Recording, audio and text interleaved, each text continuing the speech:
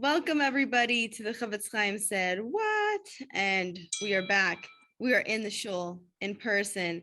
I have my beautiful sister here. If she wants to be seen, say hello. And my beautiful mother here also. Hey. So, hi Dad, and welcome back, Sharon. Yay. So, amazing. We will start with our Q&A. So, here goes.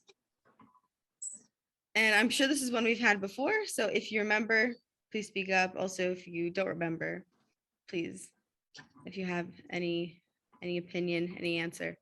When the boss wants to know, I know my boss respects my opinion a lot.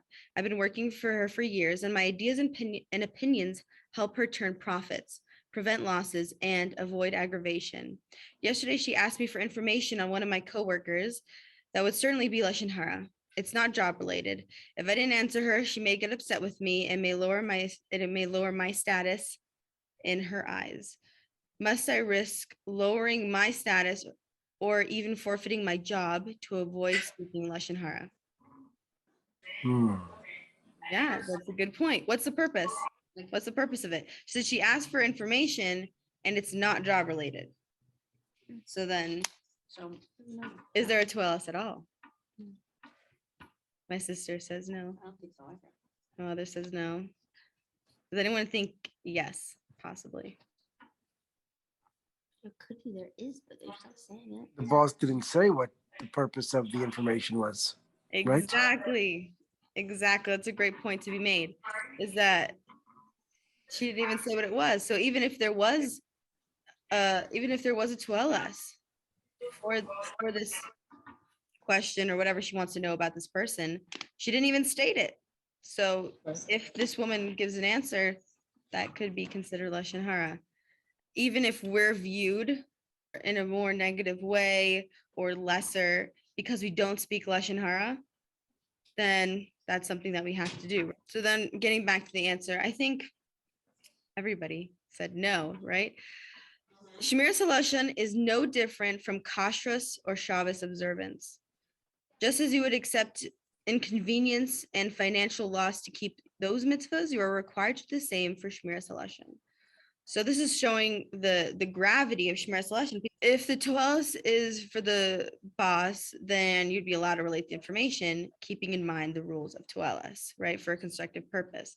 And also, like we pointed out, she would need to state, I have this and this purpose, and to get a better view, because if, like, even for a shidduch call, if someone said, can you please tell me something bad about this person? Oh, like, does he have any negative traits? Wow, I could just name a bunch of bad things about him, or even without someone asking that. I mean, that would actually be a 12. It says, do you have any negative traits that could, God forbid, hurt the person? But if someone says, okay, tell me something about him. Well, what specifically would you like to know? Because I don't want to just say things that are unnecessary, right? So we want to make sure that these are people's lives in the line. This could, God forbid, be like, this person could, God forbid, lose their job. And it might not necessarily even be, like they said, not even job related. So let's say it's something about their character and not even something that affects their job, then this could actually end up hurting them. They could end up losing their job for no reason at all, honestly. Okay, wonderful. So I asked my family, and I think it's still relevant to talk about last week's Parsha, which was Parshas Noach. Beautiful. Parshas Noach. So I heard a couple wonderful things. One I actually wanted to say last week, but it did slip my mind. I know I had a lot of stuff to get through. So this is from Rabbi Yisroel Youngrice, and he was discussing the measurements of the teva of the ark. Created the word tongue, right? We like to talk about numerology in Judaism. And so that those letters, the numbers together, is equal to the word tongue. And he was talking about how, and first when I saw this, I'm like, okay, first I have to listen to this. I'm gonna have to put it in my shiur, put it in my class for Wednesday. And my sister was listening to it with me, and it was really wonderful. But to just narrow it down, summarize. It was talking about how your speech can protect you. And the Vilna Gaon says that if a person is about to speak gossip or slander and they hold themselves back from saying it, then at that very moment, they receive a greater reward than the celestial angels receive when they say the words Kadosh, Kadosh, Kadosh. So, which means holy, holy, holy. And Hashem gave us this gift. So we need to know how to use it properly and in a way that it can protect us and not, God forbid, end up hurting us. And they had this story talking about how life is in the hand of the tongue. This woman, she was slandered by someone else and it was really bothering her, but she didn't want to say anything to her husband. She was holding back. And after a few days, she was like, I think I'm going to go tell him today. I think I'm going to go tell him. And she goes into the kitchen and she sees her little 2-year-old son on the kitchen, going up to the kitchen counter and grabbing a knife and putting it in his mouth, on his tongue, like that. But with the, my mom is cringing right now, but the dull side of the knife on his tongue. And she tells him, and she's like, okay, who would like a can? Oh no, she said, what did she say? She said, say ah, and then it went and it dropped out of his mouth. And she said, wow, life and death is really on the hand of the tongue. And she didn't end up telling him because if she told her husband, then it would have technically been considered Lashon Hara, which we spoke about. If you need to vent, but it was something that it wasn't a venting thing. It would have been more than that. And she would have been very upset and held on to that grudge, which is against halacha. So she didn't end up saying it, but she was very proud of herself and she had to learn the lesson the hard way, unfortunately. So please Hashem, may we not ever have to learn the hard way about anything. Amen. From Rabbi Daniel Gladstein, he spoke about the Rabban Gamliel. He had a slave named Tavi, and it was told that this slave Tavi was actually Cham, who Cham was one of the sons of Noach, right? Shem, Cham, and Yafes. So he was a very righteous slave, and it was said that this slave Tavi sort of had to fix whatever he had done as Cham when he came back. And he was very righteous and taught this specific lesson, which he said, a good thing is a tongue, a bad thing is a tongue. It's the best thing, it's the worst thing. When it's good, there's nothing better, and when it's bad, there's nothing worse. So Vayikra Rabbah says, if someone does bundles of averos, God forbid, a lot of sins, the person should do corresponding bundles of mitzvahs. So if you spoke falsehood, he was talking about, different parts of the body, which people talk about this all the time. If there's constantly something wrong with something in your body, God forbid, it's corresponding to maybe a certain sin that you need to work on. So they said, if you speak falsehood, then the way that you should fix that is to teach Torah. So the tikkun is the tikkun for speech is teach Torah. So that made me really happy to know that I'm doing this. Yay, thank you. Oh my God. Okay. So now, wonderful. So I wanted to get right back into principle 6. And because I know it's been a while. And is that a puppy?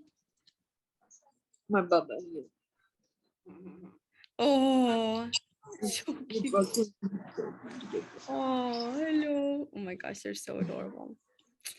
So it's in principle 6, we discuss the Isser, right? The prohibition of accepting and hearing Lashon Hara, and how someone should conduct themselves in these manners from the beginning.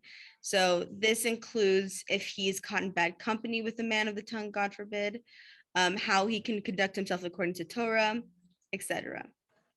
So it is forbidden to accept Lashon Hara, both Ben Adam Mechavero, between And his fellow and his friend. beautiful, between man and his friend, and Beit Adam Lamakom, between man And God. and God, wonderful. We may not believe in our hearts what is said, that what is said is true. We believe the information, we will look down on the person spoken of, right? We will sometimes, and we said this before, we said the issur, the prohibition is not just for the person speaking the Lashon Hara, but also for the person hearing the Lashon Hara, because we can even put in our minds, I'm not going to believe it. But then all of a sudden, it can even be months later, say, you know what? I saw them do something. I figured they would do that after what that person told me. You know, it all is making sense now. And even though we shouldn't, and it, whether it's true or it's not true, we're not allowed to believe it. So this applies even if the hearer disagrees with what is said. So if the hearer does not disagree or believes information, then the sin is doubled by being an accessory to the speaker and accepting. The acceptor also transgresses. So we're saying it's a double sin. It's not just saying it, but the fact that the other person accepted and believed the information. So it's not just a one sin, it's actually double sin. So Chazal said in Pesachim 118a that all people who accept Lashon Hara deserve to be cast to the dogs. That sounds like a puppy party though, no? But not like that. Cast the dog. No, vicious dogs. Yeah, well, I don't think- We're not talking about the cute dogs that we're seeing right now. Right. So in Shmiros it says you shall not bear a false report. And we also see in Rambam, from Rambam, Hilchos Deos, the punishment of the accepting is greater than that of the telling. So the punishment of the acceptor is actually greater than that of the teller. So even on hearing the Lashon Hara alone, there's an issur prohibition according to Torah, even if at the time hearing the information, he does not intend to accept what's being said, right? But he would say, like I said last time, he could say, you know what, I'm not going to believe it. It's fine. I know the guy. He's a great guy. I'm just going to listen to them because, you know, I don't want to be that person who walks away in the middle of this conversation. It's really awkward. I really don't want this person to dislike me and be annoyed if I say, hey, I really don't want to listen to this now. And then end up, God forbid, you know, believing it later. Since he inclines his ear to hear, there's a difference between hearing and accepting in many ways. In hearing alone, there is no issur.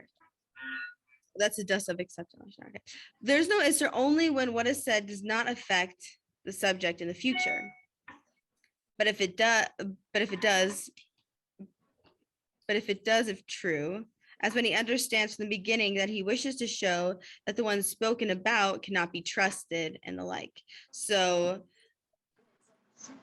we're saying I guess we're sort of giving them a reason to speak about it. We're not telling them, hey, you know what? You can stop right now. I don't really want to hear this. If originally the hearer intends to take him into his business or enter into a partnership with him or make a match with him, then he is permitted to listen and suspect. So this is permitted. So he said, this is a tuelas. There's a constructive purpose. If someone says, I want to take them into my business, where that's your livelihood, and a marriage match, which is your life, then there is a tuelas there. Since the intent is not to listen to the information to demean his friend, but to actually guard himself in the future from injury or strife and contention. The same applies when he derives no personal benefit from what is said, but by his listening, some benefit may result for others. It is also permitted. As when he wishes to hear this thing in order to find out afterwards if it is true and reprove him. So to reprove the subject about maybe a sin that he's done, needs to get clarity. This would be very relevant for a rabbi, right? If they want to get some clarification, someone told them something and they're trying to get more information so that they can help the person. Hopefully this will result in the sinner repenting, or in return the theft, or in returning the theft to its owners, or to appease the one he insulted or blasphemed, and which would be permitted. So we're saying specific examples, like let's say he stole, right? God forbid. Then he needs to get help for that, right? We need to make sure that it's true so you can get help, find out, and the people stolen from can get it back. And if he also insulted somebody. But to accept it and believe it in your heart as true is forbidden in all instances. So it's not just saying, like, yeah, you took that information, walked away, and totally forgot about it. Like, even if you listened, you probably wouldn't forget about it. You can unhear it. It's so hard. You can't unhear it. But even to just believe it in your heart, even if something you just listened to, you end up feeling in your heart a lot more. Maybe it's about someone you don't really know very well. And the more you get to know them, and something a little bit is holding you back from that one thing that you heard, and it's still believing it in your heart a little bit. The reader should not be confused and think, if so, how can we satisfy the demands of heaven if you have fenced this way against us, that even hearing alone of one's friend being demeaned is forbidden? So it's like, whoa, we can't even hear anything. So they're saying, oh, come on, we can't say it. We can't even listen to it. Are you kidding me? Can we even have a conversation anymore? Right? Since it might affect me, like it could affect me in my business, it could affect me somewhere else. And the answer is that if someone wants to satisfy the demands of heaven through hearing, he has to deport himself. So let's say someone went up to tell him about his friend and speak of him in a demeaning way, then he should ask, what do you want to tell me? It might affect me in the future, or it might, by even hearing it, be able to correct, or will it be able to correct or reprove something? Okay, so before someone comes to you with this information, sometimes people just throw that information on you, but let's say someone's coming up to you, starting a conversation, you see sort of where it's heading. So say, before you continue, what's the purpose? Are you just trying to tell me about someone because you want to? Is it to correct me? Because we always want to know how to make ourselves better. And it's saying, I was just saying, will it affect me in the future? Like, will make sure, like, let's say it's for a shidduch or for a job, then these would all be okay. These would be a 12S. This would be 12S information. So they're saying if it's 12S and he answers an affirmative, then he is permitted to hear it. He may only suspect and not believe the information, right? We're saying if it's 12S, we're not taking the information and saying, oh, that's true, right? We need to just be able to be cautious. But if no benefit would be derived through hearing, and the speaker wants to vent his wrath against someone by imputing evil upon him or demeaning him, it is forbidden to even hear. So I think that this is a wonderful place to stop. Amazing. Thank you, everybody, for joining. I was reading something and it said, instead of asking, does anyone have any questions, ask, what questions do you have? And it makes it feel more open.